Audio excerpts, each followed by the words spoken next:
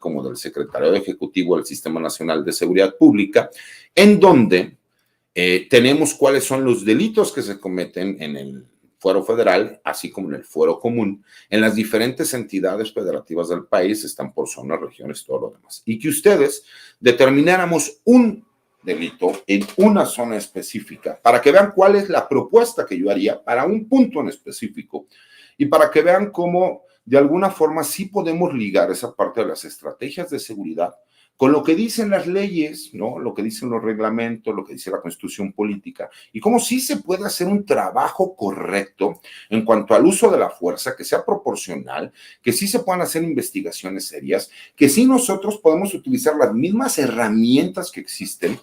No sé si ustedes tengan la oportunidad, pero aquellas personas que lo tengan, en Netflix hay una serie, no recuerdo ahorita el nombre exacto, pero algo así que es como Nueva York bajo amenaza, o para que ubiquen un poquito, es una serie de tres capítulos sobre cómo la Fiscalía General de los Estados Unidos en el estado de Nueva York, por medio de Rudolph Giuliani, quien termina siendo posteriormente alcalde de Nueva York, inician un trabajo basando el trabajo de investigación que realizaban en la ley RICO, que ya tenía años en los Estados Unidos, pero que no sabían cómo utilizarla, y cómo empezaron a hacer ese trabajo de investigación junto con el FBI para poder demostrar en juicio el hecho de las ventajas que les daba la ley RICO y cómo ellos fueron realizando todo este trabajo. Y aunque no lo crean, en México tenemos todas esas herramientas jurídicas, pero que desafortunadamente, no sé si es por desconocimiento, por mala fe o por falta de interés, no se utilizan. Y que creo que podríamos utilizarlas en el país y no estar siempre con el Jesús en la boca cuando se hace una detención. Porque lo importante es que se pueda dar continuidad, ¿no?, a las investigaciones. Entonces, mi querida tropa, vamos a ver cuáles son las propuestas que ustedes tienen para que nosotros podamos hablar de un punto en específico, y si la producción nos apoya, que pongamos los datos para que sea mucho más interesante y me digan, a ver, licenciado, vamos a escoger de tal lugar tal delito. Y yo les diría cuál es la propuesta que yo daría, que ya saben, estamos hablando de un supuesto, en donde llegaran y me dijeran, usted va a ser el fiscal general de ese estado de la República, o va a ser el fiscal general de la República, o va a ser el secretario de Seguridad Ciudadana, y usted va a llegar y nos va a decir cuál es la forma como vamos a trabajar para bajar los índices. Y esa es la propuesta que yo hago desde muy, muy personal punto de vista, ¿no? Desde la primera persona del singular, pero que durante años yo me la he pasado en el estudio, en la investigación, y he llegado a diferentes conclusiones, de acuerdo también a la retroalimentación que he tenido, tanto con elementos policíacos como agentes del Ministerio Público, procuradores, directores generales, elementos militares, y me explicó jueces del fuero común, del fuero federal, incluso del fuero militar, en donde de alguna forma creo que si hacemos un trabajo serio, sí tenemos esperanzas y tenemos la oportunidad de empezar a bajar los índices delictivos que nosotros estamos viendo en el país, ¿no? Y que venimos acarreando desde hace un par de décadas, esa es la realidad. Y que ahorita, por supuesto, cuando nosotros le queremos dar soluciones, pues obviamente las soluciones son mucho más complicadas, pero creo que llegó el momento que dejemos nada más de criticar por criticar y también hacer propuestas. Entonces, los leo con atención para que podamos tomar una decisión, ¿no?, para ver qué es lo que podría ser interesante para nosotros respecto al tipo de delitos que existen, ¿no? Por ejemplo, me dicen, en el centro y sur de Veracruz, la extorsión, cobro de piso y asesinato de alto impacto del fuero común. Eso nos dice Charlie Sanz, ¿ok? Escuchamos más propuestas para poder, hagan de cuenta, llegar a un punto, ¿no?, en específico, digamos, ok, por ejemplo, en Hidalgo, José Luis Juárez Vega nos dice el huachicoleo, ¿no? ¿Quién más por aquí? ¿No? Como para que podamos hablar de algunos puntos que le podría llamar a la atención a la gente, ¿no? Guanajuato, el huachicol, ¿no? Aguascalientes, desaparecidos en el estado de Jalisco, ¿no? Entonces, ¿qué es lo que me interesa? Que podamos determinar, ¿no?, de forma muy clara y muy sencilla. A ver, Jalisco, feminicidios, ¿no? Ok. ¿Qué les parece si empezamos, no? Robo al erario público, nos dice María López. ¿Qué les parece si empezamos desarrollando, no? Empecemos, por ejemplo, con el estado de Veracruz, lo que nos comentaban. En primer lugar, tenemos que determinar si ese tipo de delitos son del fuero común o del fuero federal. ¿Para qué? Para que entonces nosotros sí podamos iniciar, ¿no? De forma muy clara y muy directa, el que entendamos cuál es la competencia que se necesitaría llevar. Y de alguna forma también explicar a la gente cuál es lo que yo, si yo fuera la persona que tomara las decisiones, se me ocurriría que se podría realizar y que aparte, en algún momento de mi vida, sé que tuvo muy buenos resultados. Y no es inventar el hilo negro, sino es nada más conjugar las cosas que han tenido éxito para que nosotros, de alguna forma, pues le damos certeza jurídica a los gobernados respecto a lo que es una exigencia y una obligación, ¿no? Tanto del gobernado para con la autoridad, y la autoridad tiene esa obligación, o sea, es el mínimo de obligaciones que tiene, que es el poder garantizar el que exista seguridad pública, ¿no?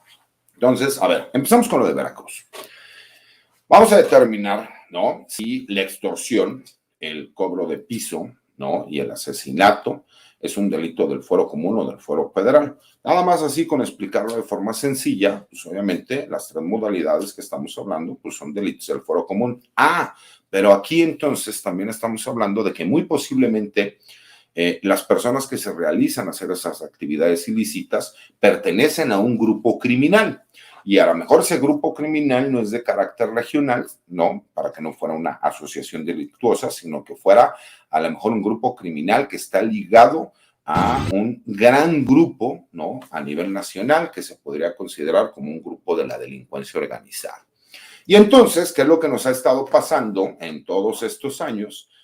Las autoridades locales dicen es que no es ámbito de mi competencia porque es una autoridad federal quien tendría que investigar, y la autoridad federal dice yo no tengo conocimiento porque a mí no me han denunciado de forma directa el que existe este tipo de situaciones. Y entonces volvemos a caer en el supuesto de que la autoridad federal ni siquiera conoce el grupo criminal regional que se está encargando de realizar este tipo de delitos, y a su vez, obviamente, pues la autoridad local dice no es en el ámbito de mi competencia. Y a lo mejor tendríamos razón, el único problema viene aquí, que ambas autoridades tendrían que, por medio de estas direcciones que existen, ¿no? De enlace interinstitucional, pues podrían estar trabajando y saber y tener conocimiento. ¿Qué es lo que yo le he explicado a la gente? A ver, si ya sabemos, y vamos a poner un ejemplo, ¿no?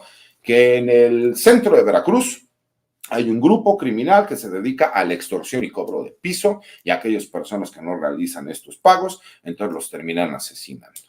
Pero aparte vemos que pues la incidencia delictiva cada vez es mayor.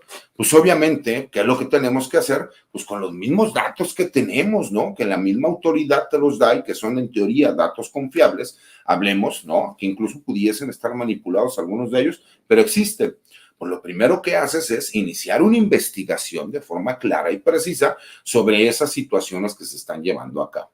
Por supuesto que la gente dirá, pues con todo respeto, licenciado, pues no faltará que cuando vean que llegan las autoridades, pues van a amenazar a las mismas personas. Los delincuentes han ido evolucionando en cuanto a la forma de trabajo que ellos realizan, y la autoridad parecería que las leyes cada vez les han puesto mayores candados para que ellos puedan realizar su trabajo.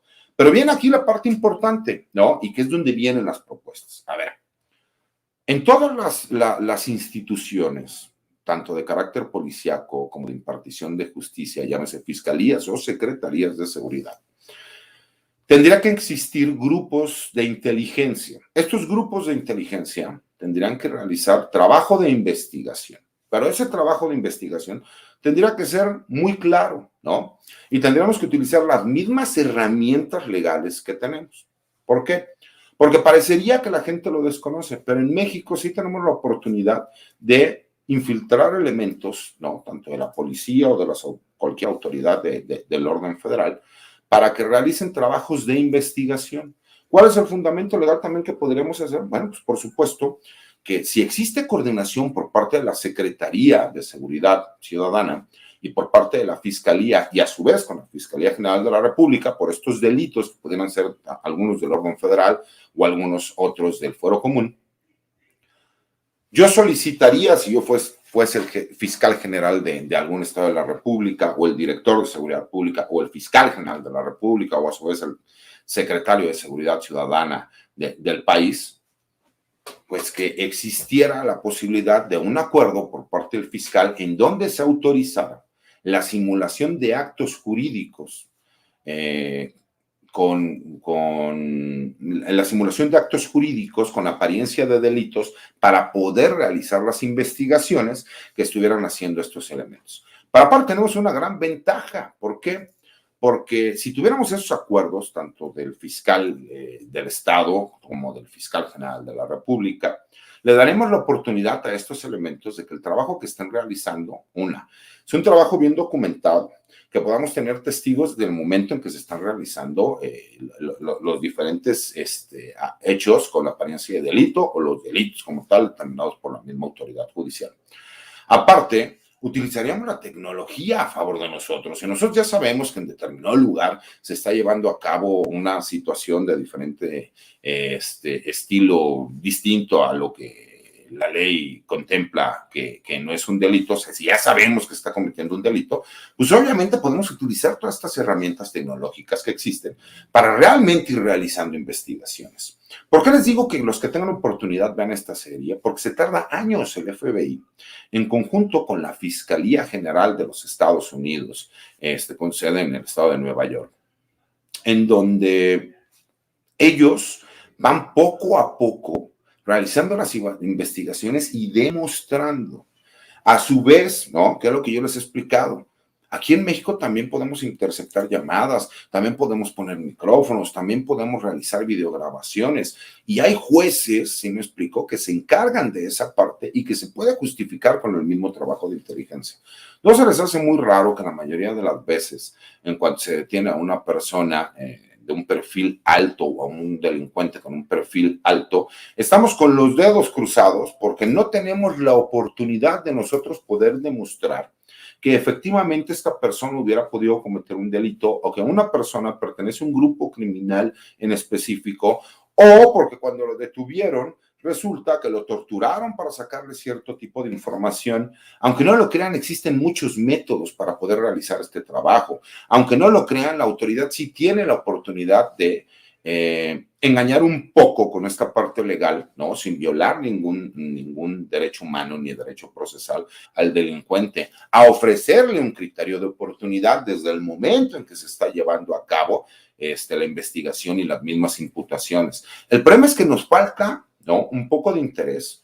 Nos hemos vuelto todavía mucho más nos gusta irnos a la fácil, esa es la realidad, porque incluso los mismos jefes y todas aquellas personas que se dedican a la seguridad, a la investigación y persecución de los delitos, ¿no?, en diferentes fiscalías, lo pueden saber. Cuando los jefes tienen interés en algo, ellos autorizan que se haga lo que sea. Sí, pues ya lo vimos, ¿no?, como en el sexenio de Felipe Calderón, y ya lo hemos visto con muchísimos elementos, tanto de la Fiscalía General de la República, antes PGR, y de las diferentes fiscalías, que cuando a los jefes les surge, les autorizan que incluso realicen escuchas telefónicas, que activen GPS sin autorizaciones judiciales. Y entonces le viene pasando, porque en el momento llegan y dicen, perfecto, nosotros ya llegamos y dimos solución inmediata al problema, el que incluso practiquen diferentes tipos de torturas. Y al paso de los años, obviamente, pues todos esos asuntos se terminan cayendo, como lo vimos, ¿no? ¿De qué sirvieron todas las detenciones que se hicieron en el sexenio de Felipe Calderón, de Vicente Fox, de Enrique Peña Nieto? Si para los incrédulos les pido que chequen cuántos siguen en la cárcel, ¿sale? El 96% de todas esas detenciones ya salieron en libertad. ¿Por qué? Porque hubo diferentes violaciones al debido proceso y a los derechos humanos, donde incluso instancias internacionales tuvieron que aparecer para hacerle del conocimiento a México que había resoluciones de carácter internacional en donde se veía que había violación al debido proceso, ¿no? Había exceso en el uso de la fuerza, había tortura, etcétera, etcétera, etcétera. ¿Cuál ha sido el problema? Pues que en México siempre nos damos a la fácil porque aparte no nos gusta capacitar a la gente. ¿De qué sirve que tengamos excelentes policías? ¿De qué sirve que estemos implementando una Guardia Nacional con una capacidad grande de material humano y de elementos? Si la realidad es que vamos a seguir teniendo el problema que cuando nosotros hacemos una detención, que estamos presentando a un presunto delincuente, la persona que tiene que hacer la imputación, pues no existe realmente una cobertura respecto a investigaciones que se estuvieron realizando, porque hay que entender algo, una cosa son los delitos que pasan en ese momento, pero si nosotros realmente tenemos todo este trabajo de investigación, nosotros ya sabemos quiénes son las personas que pertenecen a ese grupo criminal, cuál es la forma como están trabajando. Nosotros a lo mejor ya tenemos videograbaciones, ya tenemos audios, a lo mejor nosotros ya tenemos las localizaciones, ya tenemos autorizados el que los teléfonos puedan ser intervenidos, los mensajes que se mandan entre ellos, cómo se maneja la organización, cuál es el organigrama que se tiene, hacia dónde se van esos fondos. O sea, la realidad es que hemos olvidado toda esa parte por falta de interés, por falta de apoyo, y es nada más el querer dar resultados de forma inmediata, pero sin tener realmente una base de qué es lo que va a pasar. Porque lo que yo les decía, terminan los sexenios y curiosamente la mayoría de los que eran procuradores, ahora fiscales, ¿no? O los secretarios de seguridad, se llevan toda la información porque lo utilizan también ellos como un respaldo respecto a las situaciones que nosotros hemos estado platicando en este momento y analizando. Entonces, ¿qué es lo que yo haría, por ejemplo, con estos grupos criminales? Este grupo, ¿no? De inteligencia, que en primer lugar, pues sería obviamente traer a lo mejor que tienes, de acuerdo a los perfiles que estás buscando, y que tiene que ser aparte mixto en el sentido de que tiene que haber hombres, tiene que haber mujeres, tiene que haber gente joven, tiene que haber gente ya con experiencia, y que aparte tiene que estar siempre en conjunto, ¿no? Interinstitucional, si eres de la Secretaría con parte de la Fiscalía o si eres de la Fiscalía con gente de la Secretaría. Blindas tú este grupo para que empiecen a realizar los trabajos, les das las garantías jurídicas de que ellos van a poder hacer estas simulaciones de actos jurídicos con apariencia de delitos. ¿Para qué? Para ganarse la confianza de estos grupos criminales regionales o a nivel nacional. Y tú vas utilizando todas las herramientas tecnológicas para ir haciendo realmente un caso. Ese caso, si me explico, para cuando tú tengas la oportunidad de realmente decir se van a hacer las imputaciones, es porque tú vas a llegar ya con todos los pelos de la burra en la mano. Y no se crean que tiene que ser algo sumamente complicado. Es algo que si se realiza de forma correcta, en un par de meses ya tendrías tú la información de poderlo realizar. Pero aparte más, porque en México, cuando estamos hablando de la autoridad no tiene ni siquiera que hacerse pasar o fingir, se me explicó, que se quiere ir de delincuente. El mismo delincuente busca el apoyo por parte de la misma autoridad. Y ahí es donde sí han evolucionado los grupos criminales, pero nosotros como autoridad no hemos sabido utilizar, ¿no? Poniéndome yo en la situación de la autoridad, no hemos sabido utilizar todas las herramientas jurídicas y tecnológicas que tenemos para realmente poder realizar un buen trabajo. Me ha tocado mucho el que de repente se critique, ¿no? El trabajo de la Guardia Nacional, del Ejército, de la Marina, de las diferentes fiscalías, del fiscal general de la República, de los jueces del Fuero Común, del Fuero Federal, de los magistrados, ¿no? De los ministros. Pero ¿tú cómo puedes seguir defendiendo el que hayan detenido a una persona, que te demuestren, no solo por medio de los testigos, los dictámenes, los diferentes videos, que fueron torturados, que les dictaron cuál era la declaración que tenían que rendir? Pues por más que no queramos, pues por supuesto que no es querer dejar salir delincuentes. A lo mejor también era una forma, ¿no?